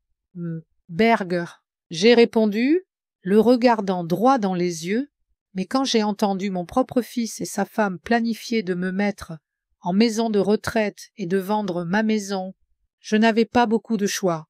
J'ai décidé de disparaître pour gagner du temps et rassembler des preuves. Nous avons des enregistrements des conversations de Madame Valérie Moreau avec Roche, ajouta Vincent, où elle admet clairement précipiter la vente de la maison. Avant que votre campus ne soit officiellement annoncé, elle sait pour les plans de Tech Lumière et essaie d'en tirer profit. Cela a piqué l'intérêt de Berger. Puis-je entendre ces enregistrements? Vincent a sorti son téléphone et a diffusé l'un des enregistrements, celui où Valérie disait à Roche que les prix allaient exploser à cause de l'annonce de Tech Lumière. Berger a écouté attentivement, son visage devenant de plus en plus sérieux. « C'est problématique ?» dit-il. Quand l'enregistrement s'est terminé, les informations sur notre projet sont strictement confidentielles jusqu'à ce qu'elles soient officiellement annoncées. Le fait que votre belle-fille en ait eu connaissance d'une manière ou d'une autre soulève des questions. Elle est agent immobilier. J'ai haussé les épaules. Je suppose qu'elle a ses sources. Peut-être. Okra Berger. Mais cela ne change pas le fait qu'elle essaie d'utiliser des informations privilégiées pour un gain personnel, ce qui pourrait être une violation des lois sur les valeurs mobilières si elle ou quelqu'un de son entourage a négocié avec les actions de notre entreprise. Il est resté silencieux un moment, réfléchissant à la situation. Madame Moreau, dites-moi honnêtement, êtes-vous prête à vendre votre maison? Et si oui, à quelles conditions? J'ai pris une profonde inspiration. C'était le moment de vérité. Je suis prête à l'envisager, dis-je, prudemment, mais seulement sous certaines conditions. D'abord, le prix doit refléter la vraie valeur marchande, en tenant compte des plans de votre entreprise. Ensuite, je veux conserver le droit sur le jardin de lavande derrière la maison, où les cendres de mon mari sont dispersées. Et enfin, je veux que la transaction soit complètement transparente et légale, sans l'implication de ma belle-fille ou de mon fils. Berger a hoché la tête, prenant des notes dans un petit carnet. Ce sont des conditions raisonnables. Quant au prix, vous réalisez sûrement que votre terrain est d'un intérêt particulier pour nous, en raison de son emplacement. Nous sommes prêts à offrir. Il a marqué une pause. 2 millions d'euros. C'est bien au-dessus de la valeur marchande, même avec nos plans. J'ai essayé de garder une expression impassible, même si tout en moi bouillonnait. 2 millions. Une somme qui changerait complètement ma vie et l'avenir de Léa. C'est une offre intéressante, dis-je calmement, pour le jardin de lavande. Nous pouvons inclure une clause dans le contrat pour préserver cette partie de la propriété. Hochaberger. En fait, nos plans ne prévoient aucun développement de cette partie du terrain. Ce serait un espace vert entre le campus et la zone résidentielle. Et pour le calendrier, demanda Vincent. Madame Moreau ne peut pas encore déclarer ouvertement où elle se trouve, en raison de difficultés juridiques avec la procuration. Nous pouvons préparer une lettre d'intention préalable, suggéra Berger. Cela vous donnerait le temps de résoudre les problèmes juridiques et nous donnerait une garantie que la propriété ne serait pas vendue à quelqu'un d'autre. Nous avons discuté de quelques détails supplémentaires et à la fin de la réunion, Bergère m'a tendu sa carte de visite. « Je rapporterai notre conversation à la direction, dit-il.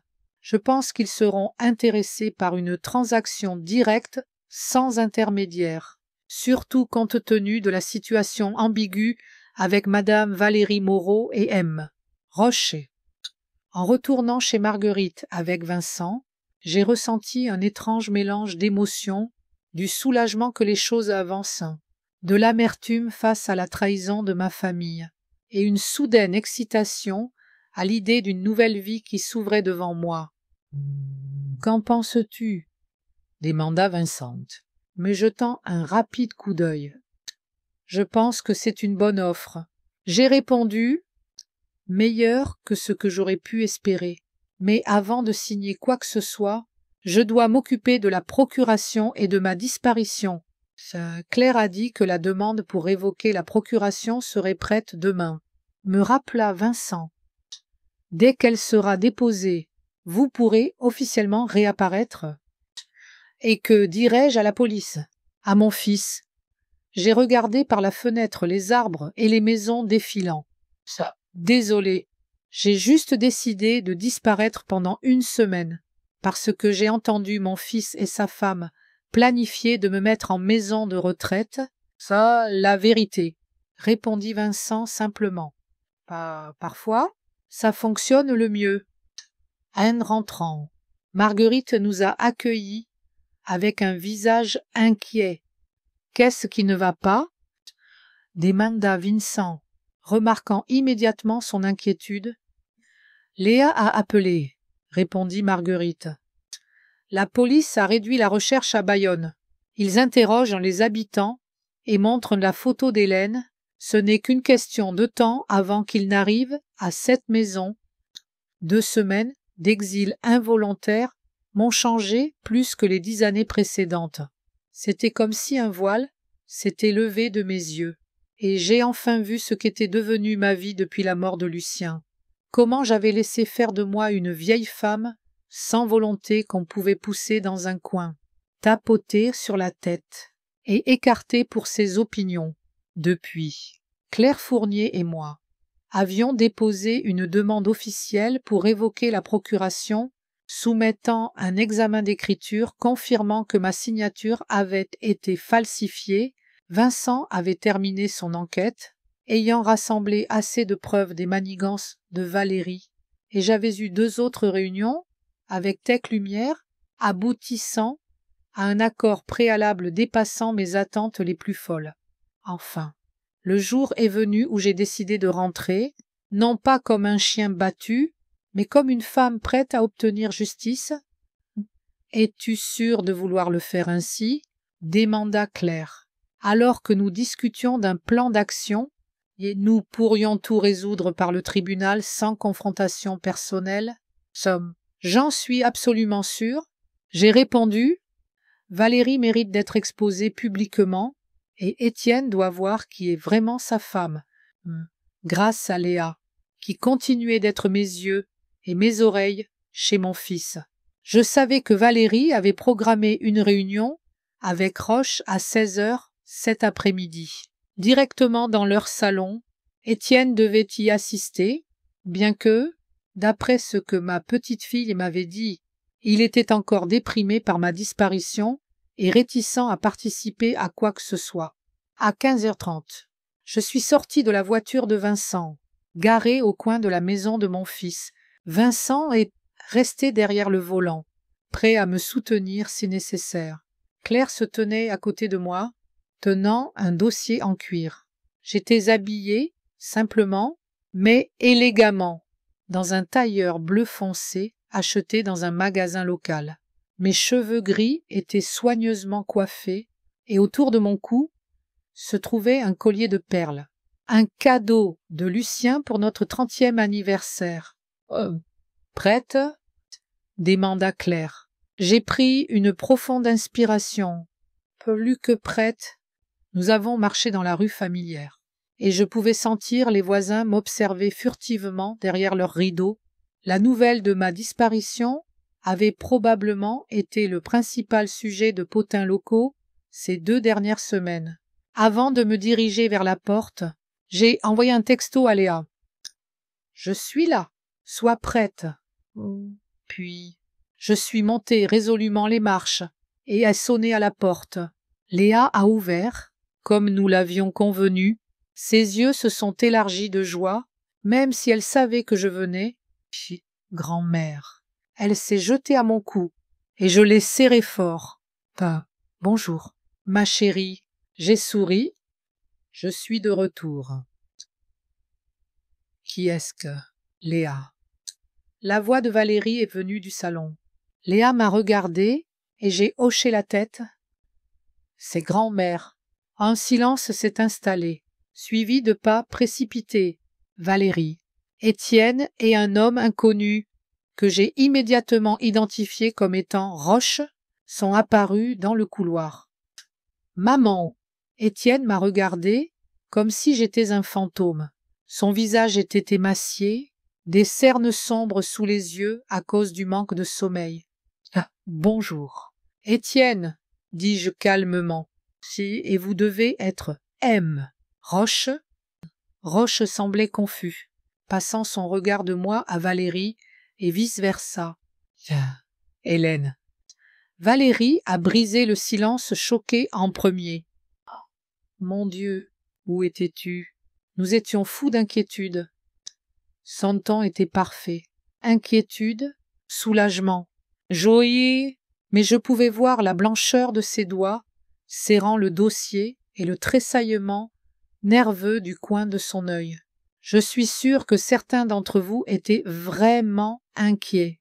J'ai répondu, jetant un coup d'œil à Étienne et Léa. D'autres étaient peut-être plus préoccupés par ma maison et par sa vente au plus vite. De quoi parles-tu? Valérie a tenté de rire, mais le rire était nerveux. Nous étions terrifiés. La police, les recherches. Ta note nous a fait craindre le pire.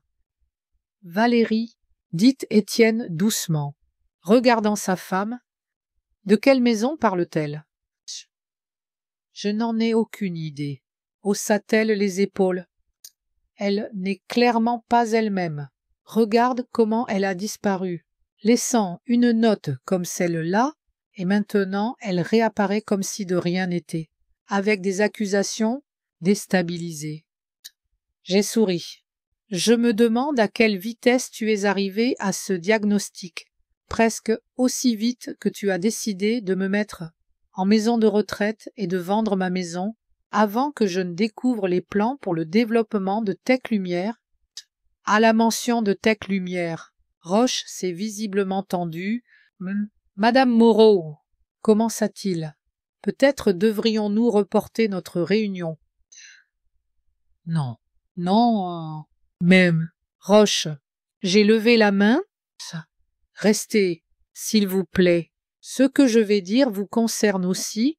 Je me suis tournée vers Claire, qui m'a silencieusement tendu un dossier de documents. Permettez-moi de présenter ma compagne, Claire Fournier, une avocate spécialisée dans les affaires immobilières et successorales. Une avocate? Demanda Étienne, confuse. Maman, que se passe-t-il? Je vais te dire ce qui se passe. J'ai ouvert le dossier. Il y a 2 semaines, j'ai entendu une conversation entre toi et Valérie. Vous discutiez de me mettre en maison de retraite et de vendre ma maison, en utilisant une fausse procuration que Valérie a obtenue d'une manière ou d'une autre. Quoi? Étienne s'est tourné vers sa femme. De quoi parle-t-elle? Elle délire, dit Valérie rapidement. Tu as toi-même dit qu'elle pourrait avoir une démence. J'ai des preuves. J'ai sorti le premier document du dossier. Voici un rapport d'expert en écriture qui confirme que la signature sur la procuration que j'ai soi-disant donnée à Valérie est un faux. Je l'ai tendu à Étienne, qui l'a pris avec des mains tremblantes. Je n'ai jamais donné à Valérie une procuration pour gérer mes biens. Le document qu'elle utilise a été signé frauduleusement. Quand j'étais malade d'une bronchite, elle m'a fait signer un prétendu formulaire médical. Étienne a lentement levé les yeux du document et a regardé sa femme. « Valérie, c'est ridicule !» s'exclama-t-elle, mais sa voix tremblait. « Mais bien sûr, j'ai une procuration. Ta mère l'a signée elle-même, en pleine conscience. » Alors, peut-être peux-tu expliquer ceci. J'ai sorti le document suivant, une transcription de la conversation téléphonique de Valérie avec le notaire René Marchand. Citation. Mais Marchand, j'ai besoin que vous certifiez le document rétroactivement. Oui, je sais que ce n'est pas tout à fait légal, mais vous l'avez déjà fait pour moi avant. Le visage de Valérie a blanchi. Et où as-tu eu ça? Moi, j'ai des amis. J'ai souri. Des amis très compétents. Je me suis tournée vers Roche, qui semblait de plus en plus mal à l'aise. Roche, saviez-vous que vous achetiez une maison à une femme qui n'avait aucun droit légal de la vendre? Il hésita. Madame Moreau m'a assuré que la procuration était parfaitement légale, mais Madame Moreau Junior. Je l'ai corrigée, et elle vous a menti. Et elle a menti sur beaucoup d'autres choses, comme le fait que la maison vaut 7 millions d'euros. C'est la juste valeur marchande, dit Valérie rapidement. Vraiment, je suis retournée au dossier, selon la dernière évaluation, qui prenait en compte les plans de Tech Lumière pour le campus. Le terrain valait au moins 3 200 000 euros. Je me demande où serait allée la différence. Thèse d'être Valérie, ou dans ce schéma d'investissement douteux dans lequel tu as mis 70 000 euros, des économies familiales. Étienne s'est tourné brusquement vers sa femme. Tu as dit qu'on avait perdu de l'argent en bourse? C'est vrai, se défendit Valérie. C'était juste un investissement dans une entreprise privée qui s'est avérée une pyramide financière. J'ai terminé. J'ai vérifié. Aram Invest est sous enquête de l'autorité des marchés financiers depuis 3 mois. Un lourd silence s'est installé dans le salon. Roche a été le premier à le briser, toussant et se levant du canapé. Je pense qu'il vaut mieux que je parte. Apparemment, il y a des affaires familiales à régler ici. Philippe, attends. Valérie a saisi son bras. Ah, c'est juste un malentendu. Nous pouvons tout expliquer. Je crains que non. Madame Moreau, répondit Roche froidement, je ne m'implique pas dans des affaires louches. Mon nom et ma réputation comptent trop pour moi. Il s'est tourné vers moi. Madame Moreau senior, veuillez accepter mes excuses. Je n'étais pas au courant de la situation. Et je vous crois, même Rocher. J'ai hoché la tête et j'apprécie votre honnêteté. Quand Roche est parti, Valérie s'est tournée vers moi avec la fureur d'un animal acculé. Toi, cracha-t-elle, tu as tout gâché. Nous aurions pu tout avoir. De l'argent, une nouvelle maison, une nouvelle vie. Et maintenant, quoi? On retourne à nos dettes avec toi sur notre dos. Valérie, Étienne a saisi son épaule. Tais-toi, juste tais-toi. Il s'est tourné vers moi et j'ai vu un mélange de choc, de honte et de désespoir dans ses yeux. Maman, je ne savais pas, je le jure. Je ne savais pas que la procuration était falsifiée. Oui, nous avons parlé de vendre ta maison, mais je pensais que tu serais d'accord. Quand tu apprendrais nos problèmes, ta femme a choisi de ne pas attendre mon consentement. J'ai répondu calmement. Elle a décidé qu'il était plus facile de se débarrasser de moi et de prendre la maison. Il faut se débarrasser de la vieille et vendre sa maison. N'est-ce pas ce qu'elle a dit cette nuit-là? Étienne a baissé la tête. Je ne pensais pas, je n'ai pas réalisé ce qu'elle voulait dire. Ça. Oh, arrête tes pleurnicheries pathétiques, cria Valérie. Tu savais exactement ce que je voulais dire.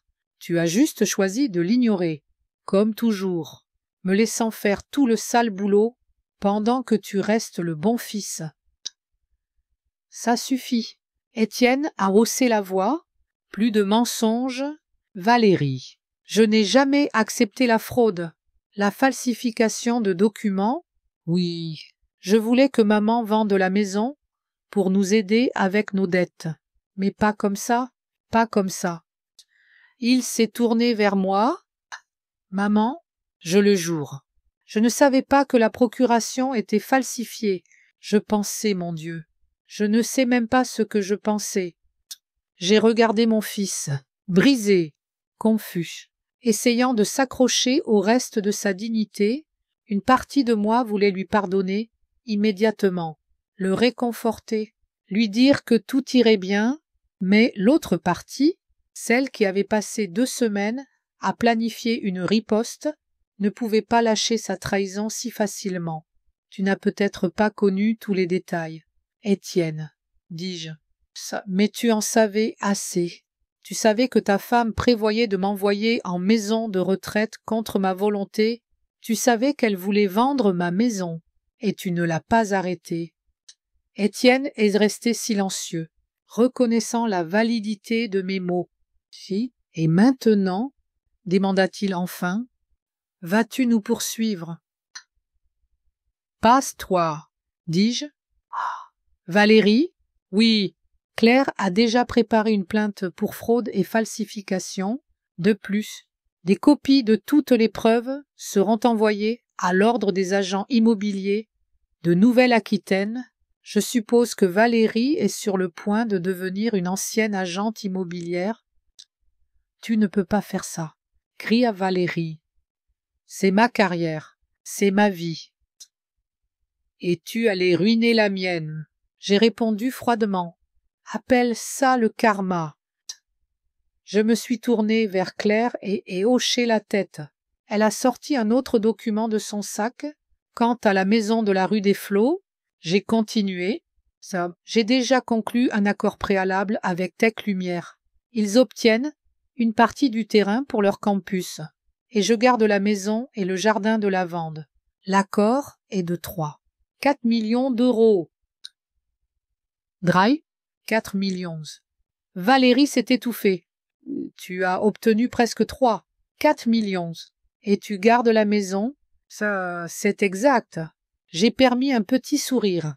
Il s'avère qu'il ne voulait pas la totalité de la propriété, juste l'arrière du terrain pour une extension.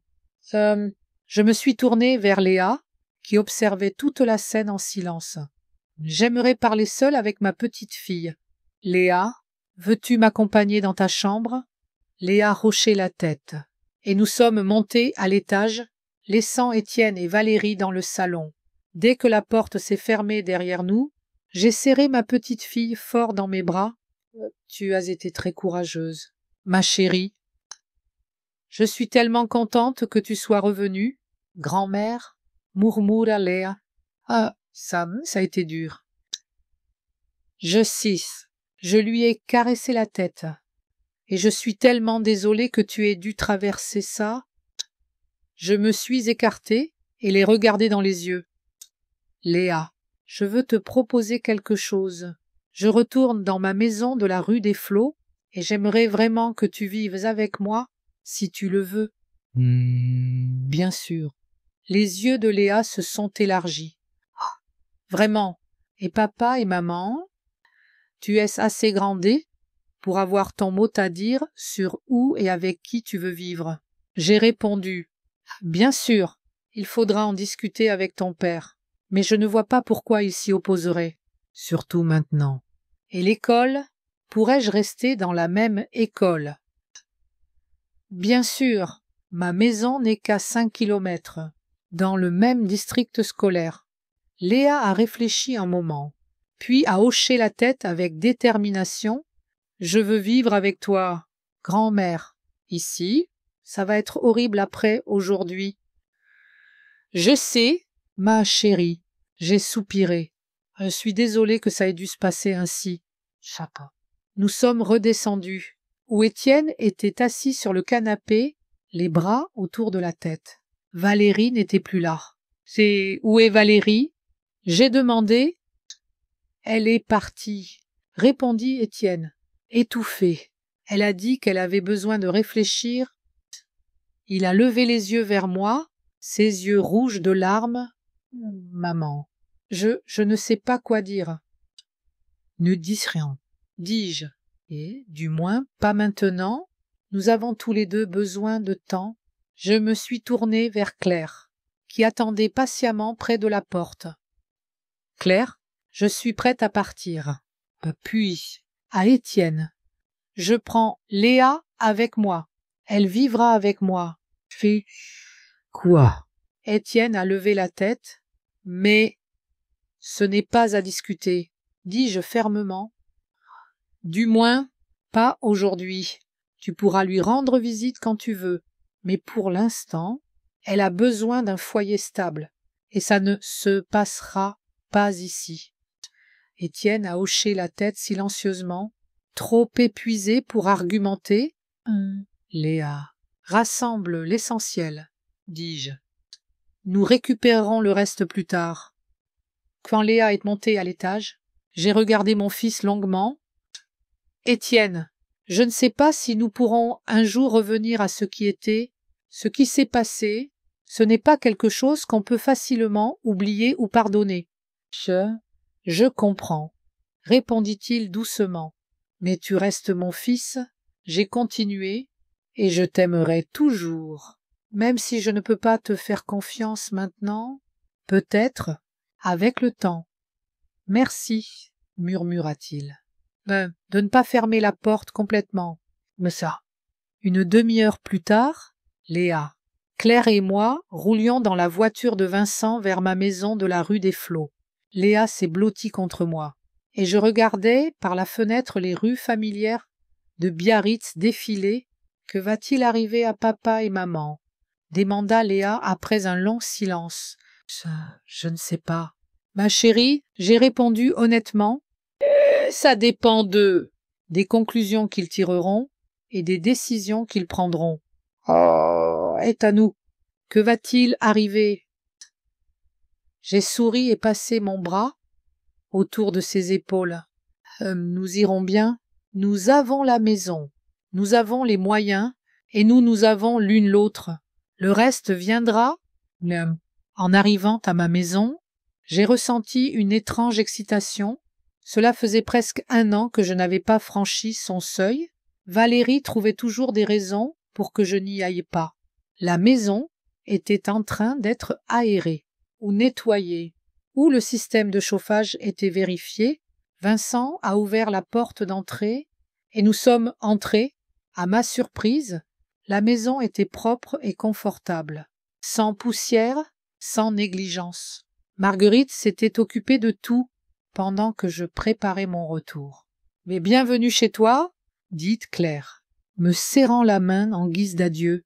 Je te contacterai demain pour discuter des prochaines étapes juridiques. » Quand Claire et Vincent sont partis, Léa et moi avons parcouru la maison jusqu'à la véranda arrière. La journée touchait à sa fin, et la baie scintillait sous le soleil couchant. Le jardin de lavande que Lucien avait planté il y a des années était en pleine floraison, comme pour m'accueillir. « C'est magnifique ici, » dit Léa, s'asseyant sur l'ancienne balançoire en osier. « Oui, j'ai acquiescé. Ton grand-père aimait cette vue. Nous nous asseyons souvent ici le soir, regardant l'eau et rêvant des voyages que nous ferions à la retraite. » Et avez-vous voyagé? Pas autant que je l'aurais voulu. J'ai secoué la tête. Il y avait toujours des raisons de reporter le travail, la maison, les soucis, et puis Lucien est tombé malade, et il n'y avait plus moyen. Léa a regardé l'horizon pensivement. Et maintenant? Tu peux voyager maintenant, n'est-ce pas? Tu as de l'argent? J'ai souri. Cela semblait si simple et évident, venant d'une adolescente de 14 ans. Oui, je peux voyager maintenant, et tu sais quoi? Je pense qu'on pourrait le faire ensemble. Que dirais-tu de la Côte d'Azur pour les vacances d'automne? Les yeux de Léa se sont illuminés. Vraiment, tu ne plaisantes pas. Tout à fait sérieux. J'ai hoché la tête. La vie est trop courte pour remettre ses rêves à plus tard. Je l'ai réalisé ces 2 dernières semaines. Léa s'est blottie contre moi, et nous sommes restées assises en silence, regardant le soleil descendre lentement dans la baie, colorant l'eau de nuances d'or et de violet. Pour la première fois depuis longtemps, je me sentais en paix, non seulement parce que justice avait été rendue, mais parce que j'ai enfin réalisé qu'à 72 ans, ma vie ne se terminait pas, mais recommençait, peut-être pas comme j'avais imaginé la vieillesse entourée d'enfants et de petits-enfants aimants dans une maison pleine de rire et de chaleur, mais belle à sa manière, avec une liberté retrouvée, une chance de réaliser des rêves refoulés, une chance de construire une relation avec Léa basée sur le respect mutuel et l'amour. Et qui sait, peut-être qu'un jour, Étienne trouverait la force de changer, de réaliser ses erreurs et de revenir dans ma vie, non pas comme un fils perdu, mais comme un homme mûr prêt à assumer la responsabilité de ses actes. En attendant, j'avais ma maison, mon jardin de lavande, un mémoire de Lucien, ma petite fille intelligente et sensible, et tout un monde qui m'attendait pour l'explorer. J'ai sorti un petit carnet de ma poche, le même dans lequel j'avais écrit mon plan d'évasion il y a 2 semaines. Maintenant, sur une page vierge, j'ai écrit Côte d'Azur, octobre.